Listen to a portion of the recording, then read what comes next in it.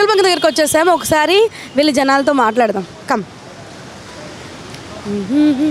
అయితే ఏదైనా చంద్రబాబు నాయుడు గారు వచ్చినా చాలా చేయాలి పాపం ఆయన.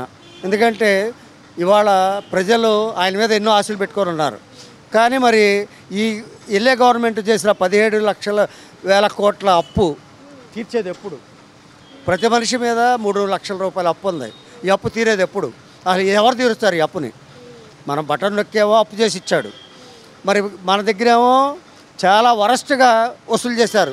చెత్త పన్ను దగ్గర నుంచి, ఇంటి పన్ను దగ్గర నుంచి మన దగ్గర మరి గ్యాసు, పెట్రోలు, డీజిలు అన్ని అధిక రేట్లు.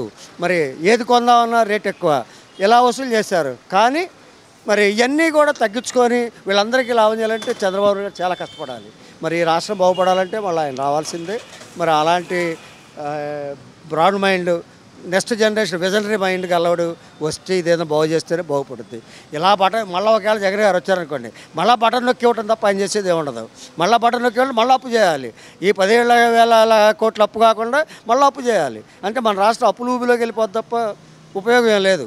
మరి ప్రజలు ఒకసారి ఆలోచించుకోవాలి ఓటేసేటప్పుడు మనం ఎందుకు ఎవరికి వేయాలి. మరి జగన్ గారికి వేస్తే అభివృద్ధి ఉంటుందా ఉండదా? మరి పిల్లల భవిష్యత్తు ఉండదా ఉండదా? మన రాష్ట్ర భవిష్యత్తు ఉండదా? మీరు గమనించండి. మన రాష్ట్ర సంపద ఏమో దోసుకుంటున్నారు. రాష్ట్రానికి ఉన్న సంపద దోసుకుంటున్నారు. మిగులు భూములు పంచుకుంటున్నారు. మట్టి ఇసుక పంచుకుంటున్నారు, అమ్ముకుంటున్నారు.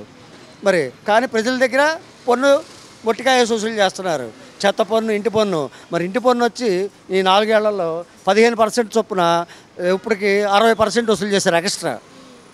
60% అంటే 15% ఫస్ట్ ఇయర్ పెంచారు. అంతకుముందు 3,000 ఉందనుకోమ్మా, 15% పెంచితే 4,500 అయింది. ఈ 4,500 వచ్చేయడం మళ్ళీ 15% పెంచారు. అట్లా ఇప్పుడు 60% పెంచారు ఈ సంవత్సరంతో. ఇప్పుడు వెళ్ళిపోయేటప్పుడు కూడా మళ్ళీ 15% పెంచారు. ఈ 15%కి ఇంకో 20% యాడ్ అయింది. అంటే 90% రీచ్ అయ్యాం. 3,000 రూపాయలు ఉన్నది 6,000 కట్టాల్సి వస్తుంది ఇంటి పన్ను.